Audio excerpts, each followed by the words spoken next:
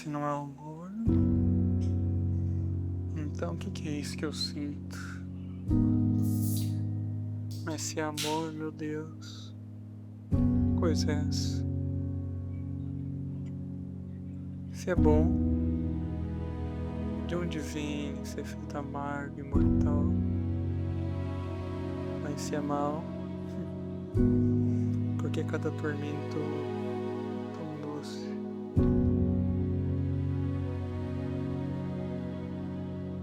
Francisco Petrarca escreveu isso no século XIV. Bom, 600 anos depois, a pergunta que ele fez continua sem resposta. Essa época aqui perto do Dia dos Namorados, ela tem um efeito que faz a gente pensar sobre o que é o amor. E, bom, há um mês atrás eu me livrei do meu celular e acabou sobrando um tempinho. Nesse tempo que sobrou sem celular, consegui assistir Cowboy Bebop, finalmente terminei de assistir esse anime. Eu tinha comprado o livro de Hamlet, terminei de ler Hamlet, li Romeu e Julieta. Acho que sobrou bastante tempo, na verdade. Agora, pra completar aquele box, só falta terminar de ler Otelo. Bom, mas enfim, essas 3 obras que eu acabei concluindo, elas têm muito em comum umas com as outras. Afinal de contas, todas elas giram em torno do amor. Cada uma do seu jeito, de formas diferentes, mas todas elas muito interessantes. Você me deixou com essa pergunta na cabeça também. Por que dói tanto amar alguém? O próprio Petrarca, que eu citei no comecinho do vídeo, ele tem uma outra situação que é bem interessante. Ele descreve o amor como uma flecha no peito, que não mata, mas também não deixa curar. Particularmente eu gosto muito dessa definição que ele usa, porque só quem teve apaixonado sabe como é que é esse sentimento. Eu sempre gosto de lembrar dos gregos porque eles tinham diversas palavras para definir o que é o amor, e eles chamavam esse tipo de amor de eros. Acho que é o que mais se aproxima hoje na nossa língua é a palavra paixão, talvez, que é esse amor mais explosivo, mais sofrido, do tipo que faz a gente preferir a morte do que nunca mais ver a pessoa que representa esse amor. Basicamente é o que acontece quando o Romeu ele é banido de Verona. Tem um momento na peça que o Romeu ele se vê obrigado a lutar contra um cara, um tal de Teobaldo, primo da Julieta. E esse Teobaldo vem pra cima dele e o Romeu mata ele. Mas no que ele acaba matando o Teobaldo, a sentença que é dada pra ele por conta desse crime é ser banido de Verona. E tem um trecho no livro que o Romeu ele diz que ele prefere a morte do que ser banido e nunca mais poder ver Julieta. Eu acho engraçado essa concepção de amor, assim. Porque no começo do livro o Romeu ele também estava apaixonado, só que não era por Julieta, era por uma tal de Rosalinda. Só que ela não dava a mínima pra ele. Mas era um amor tão explosivo quanto. Mas bastou um olhar. Ele só olhou pra Julieta e parece que os dois se conectaram a partir dali. Em algum momento da história, ele entra numa festa na casa da Julieta. Entra de penetra, que ele não podia estar lá. Eles só se olham, o Romeu já se vê completamente apaixonado. Só que dessa vez tinha algo diferente. Dessa vez ele foi correspondido diferente de quando foi com Rosalinda, que ele amava sozinho. Agora ele tinha alguém que amava de volta. Eu acho engraçado a história dele. Sabe, naquele momento, ele me lembra muito aquela música do Tim Maia, Me Dê Motivos. Aquela vibe dos anos 80. Tinha essa vibe de sofrimento por amor, assim. É bem diferente do que a gente tem hoje em dia nesse sertanejo universitário. Naquela época os caras tinham um molho pra falar sobre amor. E o Tim Maia vivia esse eros na veia. Aquele amor que consome, que transborda e que mesmo que doa não cabe dentro do peito. Talvez essa mesma vibe do livro tenha me levado a assistir Cowboy Bebop. Que é muito disso, né? Cowboy Bebop é muito... Embora no começo a trama não seja muito sobre, a gente vai descobrindo a verdadeira motivação do Spike mais pra frente, mas na verdade tá tudo uma história de um amor e de como isso mexeu com o Spike. Talvez eu dê alguns spoilers aqui da história, mas é um anime bem antigo, acho que assim como o Romeo e Julieta, um spoiler não vai estragar a tua experiência assistindo. Mas quando eu olho pra como o Spike ele amava a Julia, eu vejo um amor que começou impossível, que me lembra bastante Romeo e Julieta. Mas no lugar daqueles patriarcas que eles tinham, a gente tinha vícios ali. Se eu não me engano era alguém, faz um tempinho já, faz alguns dias já que eu assisti então, mas se eu não me engano ele era alguém numa posição superior nele, né, naquela gangue dos dragões vermelhos. Mas o grande ponto aqui é que era um amor proibido também. Mas nem por isso esse amor deixou de existir. E mesmo sendo um amor assim impossível, ele teve uma luz de esperança. Eu lembro que o Romeu ele dizia que a alma dele se aquecia perto da Julieta, mas que sem a presença dela é como se ela se esfriasse 1000 vezes mais.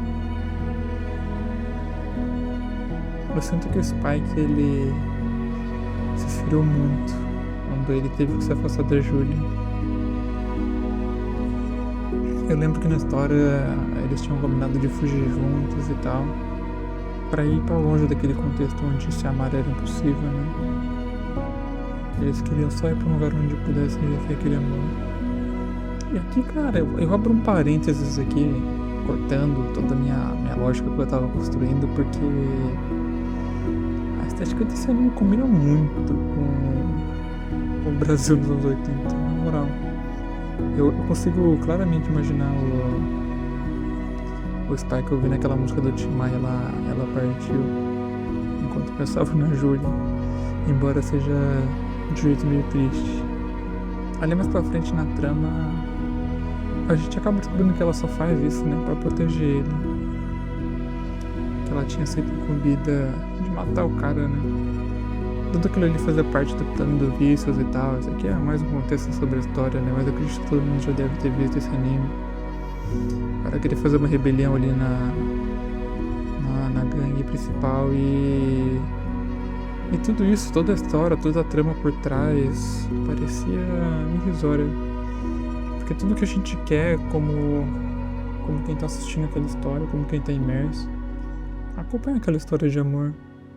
A história daquelas duas pessoas. E eu acredito que o amor ele tem esse poder de tomar pra si todo o protagonismo.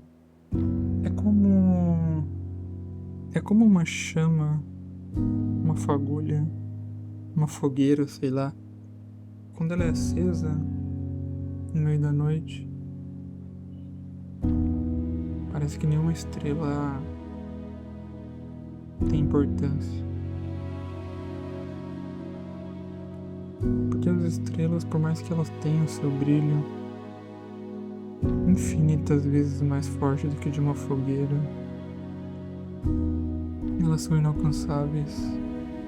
Mas o brilho de uma fogueira, ele te aquece. E eu imagino que deve ter sido assim para esse pai, que ele estava tão focado nessa luz que quando ele perdeu ela não sobrou mais nada, não sei, um vazio profundo. Essa é a grande tragédia na história dele, mas é a parte mais bonita também. Ele não conseguiu deixar de amar ela. Só que isso significou ficar preso no passado, completamente incapaz de seguir em frente.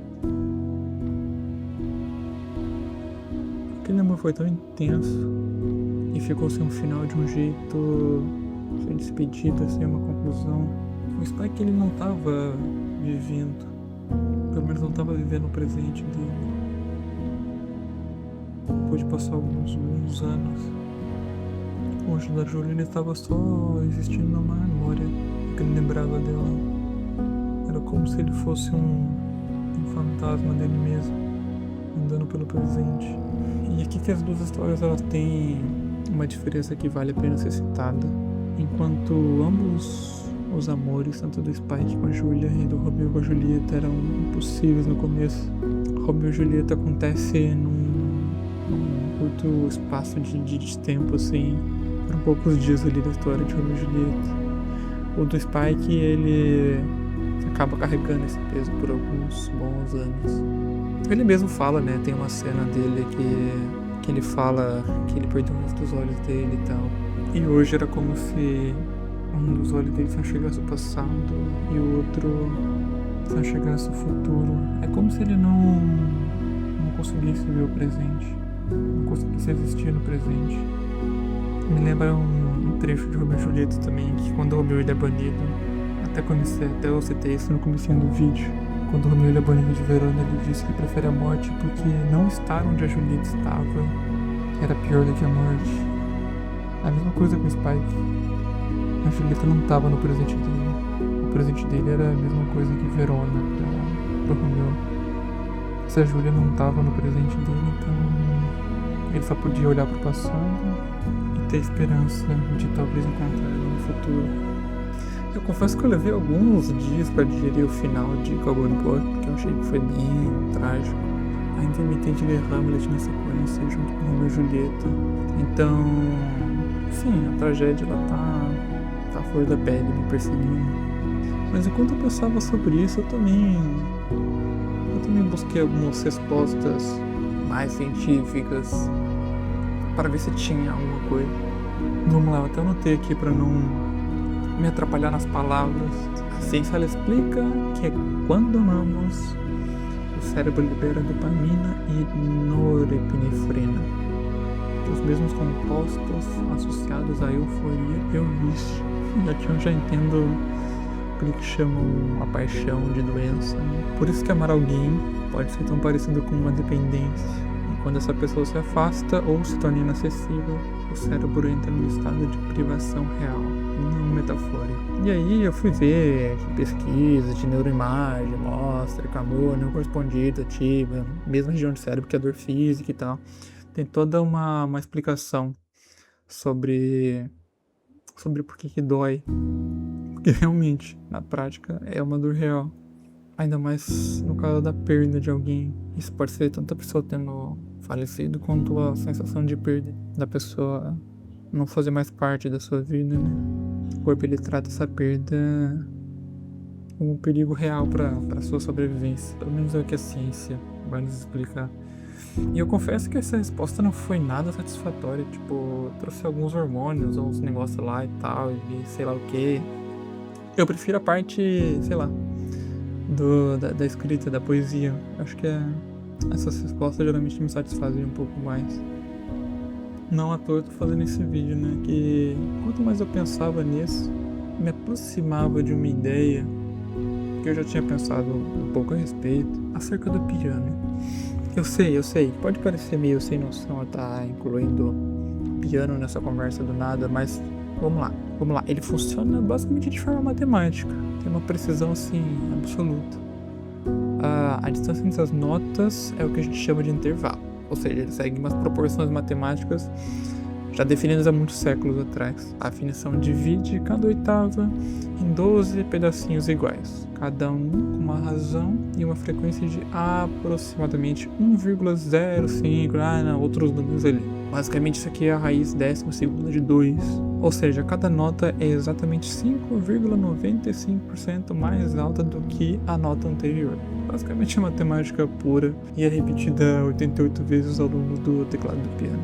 Vamos lá, eu só expliquei isso aqui para mostrar que é uma ciência bem exata. Mesmo assim, o som que o piano produz, ele transcende qualquer equação. A dor que dá para sentir ouvindo algumas notas, a memória que uma música pode te trazer, cada emoção que dá pra sentir ouvindo um piano. Acho que nem um cálculo consegue explicar isso. Enquanto eu gravo esse vídeo, eu sempre gravo ouvindo alguma música de piano.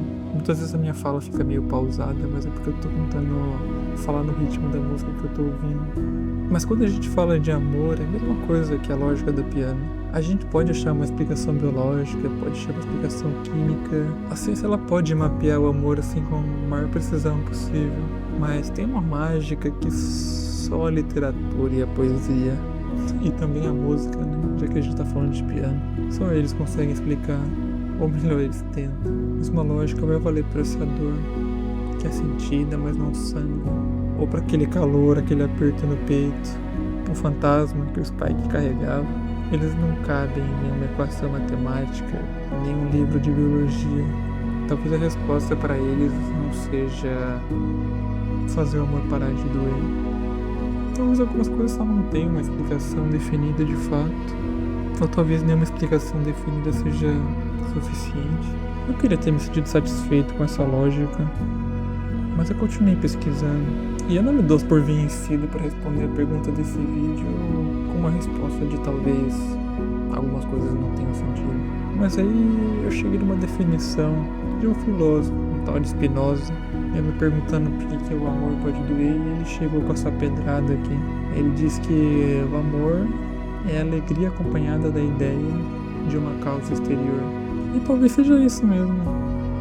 Para Spinoza, quando você ama alguém, digamos que a sua transição para um estado maior de felicidade, ela depende inteiramente de outra pessoa, um objeto externo a você, e aqui objeto no seu sentido mais positivo, né?